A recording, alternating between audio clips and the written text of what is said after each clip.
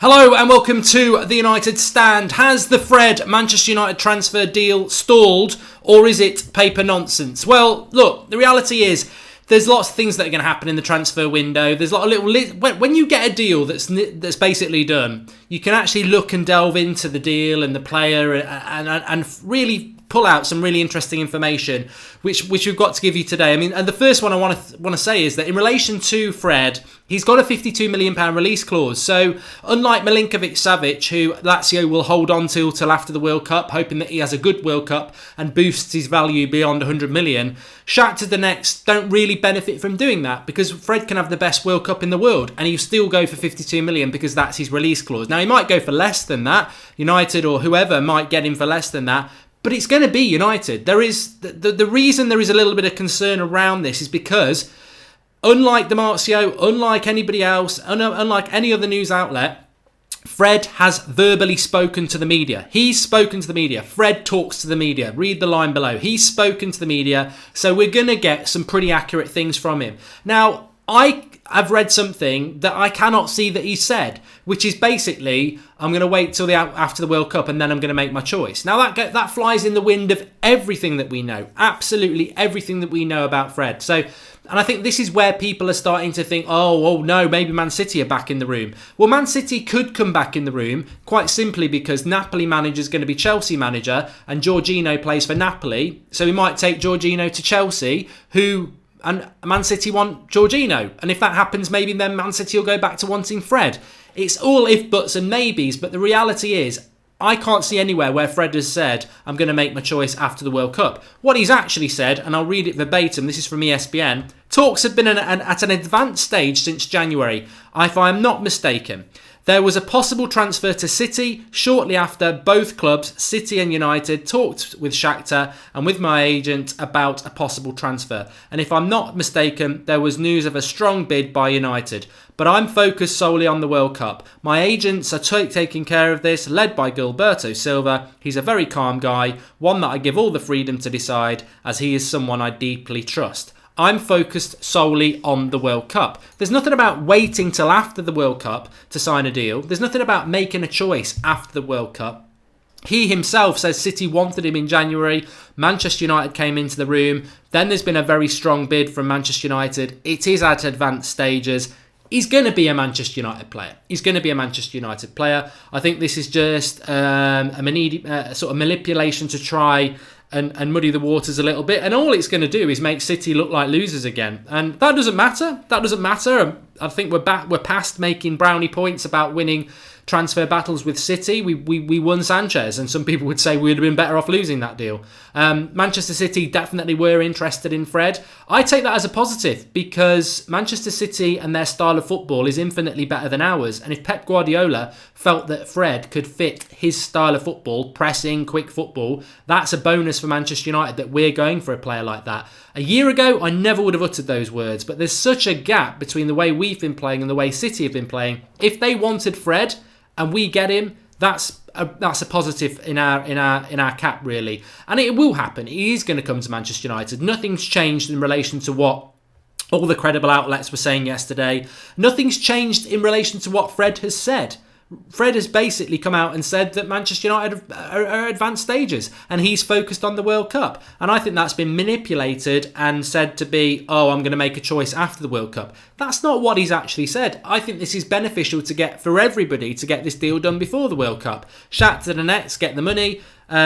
Fred knows what's happening and he can focus on the World Cup, and United get an early deal. There's no reason to wait till after the World Cup for this deal to be done because Manchester United are at advanced stages. Of course, the deal has potentially been held up and it's potentially been stalled because it's ongoing, but I do not, and I refute these City claims that City have come back into the ring, and I don't think Manchester City themselves would be very happy with that because it's going to be obviously a deal that they're not going to win. Mohammed Ali says, "Wow, we're happy with cast-offs of City, Sanchez, and now Fred." Mohammed, I think that's quite an inflammatory remark from Mohammed Ali there because it's not about that at all. they're not City cast-offs. City wanted Sanchez, City wanted Fred, United came in the room and the fee went up and City balked and left. That's fine. The reality is they're not cast-offs. They've never played for City, so they're not cast-offs. You're not a cast-off if a club has officially been interested in you because you've never been there. The fact that Manchester City and Pep wanted Fred means that he is a player that Manchester City wanted. Simple as that. It's best for Fred to get it done before the World Cup, says Ananthu. And Man City are going for Leon Bailey, Milinkovic-Savic, Sandro Fabinho, not Fred, says Devil's Ace. Sanchez rejected City, not otherwise, says Hemraj. And United already have a tiny midfielder, so Fred doesn't matter when matter. I'm happy with Fred, really decent player, says Josh Cox. The reality is that you can leave these things to linger, or you can go live and sort of talk it through in the community, which we are doing, the United Stand Army, as we are over the summer. And I think it's important that we don't let those little doubts slip in here. There's very credible news that Fred will be a Manchester United player. And actually, if I hadn't read some of the media stories about it and I'd just read his quotes, I'm very, very comfortable with what Fred said. That he's at an advanced stage with Manchester United, that City were interested in January, but then United came into the room. He's leaving it all to his agent to sort out because he trusts him and he is focusing solely on the World Cup. And that's fine. It doesn't mean he's going to wait till after the World Cup. There's no point in waiting till after the World Cup. In fact, Shakhtar Donetsk will probably want it done before the World Cup, because what if he got a bad injury on the World Cup and then they're stuck with a player like that? They can't increase his value. £52 million is a release clause, which is a very interesting factor that has hardly been mentioned at all. So a lot of you might not be aware of that he does have a release clause of £52 million. So it's not in the interest of Shakhtar Donetsk to keep him over the World Cup and hope that his value increases. And actually, he probably isn't going to start for Brazil. I think he's more likely to be a bench player because he was quite a surprise call-up for the Brazil World Cup squad. So he probably won't get to see him that much. No doubt we still will be watching those. Uzar MR says, Alexandro news, Mark. Well, if you didn't watch Transfer Daily this morning, we spoke about Alexandro and Douglas Costa and the lad from Real Betis, which I think in the last few hours has become quite an interesting one. So make sure you watch Transfer Daily if you don't know who the Real Betis player is. But on Alexandro, it's come from David Amael, who's very good on Twitter as well, that Juventus want to sign him on a longer term contract and the talks will take place next week, which is basically what we spoke about this morning anyway. And that's quite interesting because he hasn't had a great season for Juventus. Juventus want to get him down on a longer term contract. I don't think Sandro looks happy at Juventus, and I think a move will be facilitated. But that deal is obviously going to run a little bit longer than we maybe thought in the first place. What we do need to sign is a deal with whoever designs those Nigerian kits, says Charles. It is a nice kit. More efficient 352, says Rashid. Fred's going to be a Czech Fabregas situation all over again this summer, says Players Social. I genuinely don't think it will be. I think it will be done before the World Cup.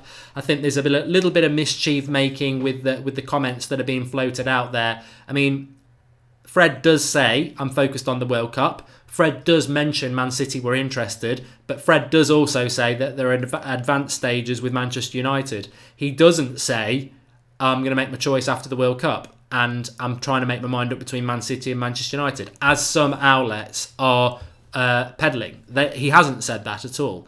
Adash says, I don't think Fred's that good. Well, we're not at that point. And Bronzy says Fred's not that good either. Hemorrhage says, I love the Transfer Daily show. Only thing that keeps me calm in the season is United stand. Thanks, Mark. Well, thanks for that. And as I said, especially over the summer, and all season long, but especially over the summer, the transfers and the shows that we do, you are the United Stand Army, and you are absolutely fantastic. And a lot of the information that you throw up there is brilliant. And I just want to shout out to everyone on the Patreon transfer show we did last night. Amazing. Some really great opinions in there as well. So really, really good. Arnautovic rumours, says Bean Hernandez. I've always quite liked him at Stoke and at West Ham. I didn't realise he was 6'3". He always looks as if he's quite small, but he's a skillful player. I quite like him. I'd take him over Mandzukic. I do like him. He's very inconsistent. He's probably not a Manchester United player, But I do quite like him. I do quite like him. If we could get him consistent, I like him. I really do. Encouraging things coming out about Fellaini. I don't know how true it is, but there was some things on Twitter last night about how Fellaini for the last couple of weeks was actually training with the kids. He's really upset Mourinho and the players, and he won't be playing for Manchester United again, which is encouraging because he needs to go. I suppose the flip side to that, and I don't really want to go down this route because we're looking forward, not backwards, is sometimes the fans are right, and you are right. And I am right. We've been on about Fellaini for years. He's not a United player. Why does he keep getting publicly praised and begged to stay here? And now it looks like it's ended with Mourinho waking up and smelling the coffee with him and realising that he's not the right man for Manchester United. So that's a positive in a very good sense. Dragon Egg Media, we tune in daily, I make the time. It just isn't a quick listen to what's the latest on Manchester United. What will happen to Sanchez next season? Says Coffee and Ann. I think he'll be okay. And Sergej Milinkovic-Savic is still on right marks, his fortune. As I said last night, I think with Milinkovic-Savic, if you read between the lines, and I follow a lot of different people, not just on Twitter, but on other places as well, which I have done for about 4 years, probably longer than that actually, and I focus on those stories, and you will pull out little bits that are credible.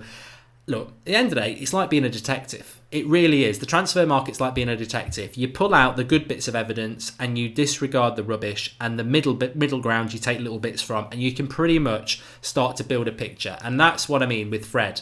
Release clause. Not many people have been mentioning that. Actually talking words from his mouth. You can put it together with all the other stuff that it's going to happen, and I think it'll happen before the World Cup.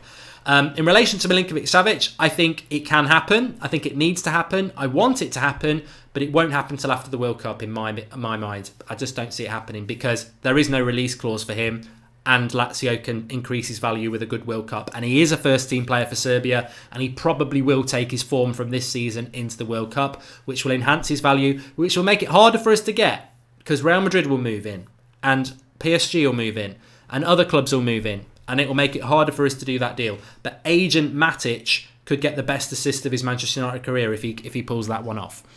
Hi, I'm from Iceland, loving the show, watching in therapy on my phone, which I'm not allowed to have. Well, there you go.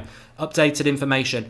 Mark, imagine a midfield of Savic, Pogba and Matic, says Mohammed Arshan Ijaz. What about Fred?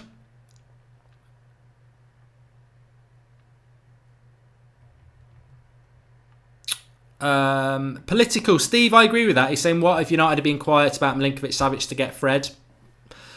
Transfer deals are very, very, very, very political. But I think we're in a good position at the moment. When you actually look at it, we know Darmian's going to go, we know Fellaini's going to go, and we know we've pretty much got Fred. And the transfer window's only been open a week. That is good, quick progress. It's not all about who's coming in, it's about who's going out the door as well. Please do drop a like on the video if you're enjoying the transfer shows. Make sure you're subscribed and you've got your notifications on, because we are going live at different times at the moment, and that will continue, I'm sure. Tonight, we will be live at 8 o'clock. I am going down the pub for a few after work, but I will be live at 8 o'clock. And I think tonight I want to sort of start a Pogba debate. I don't know whether to make the whole show about Pogba, but I think now is the time. I think now is the time with Pogba, especially with the French coach coming out and talking about he's infuriated because Pogba's always going on about his appearance. Tonight we talk about Pogba, which leads directly into Milinkovic-Savic. 8 o'clock tonight live. Join us for that. Get involved with the channel, the United Stand Army. You're absolutely brilliant. And give us your thoughts below. I think Fred's done. Are you worried about Man City? I'll speak to you all soon.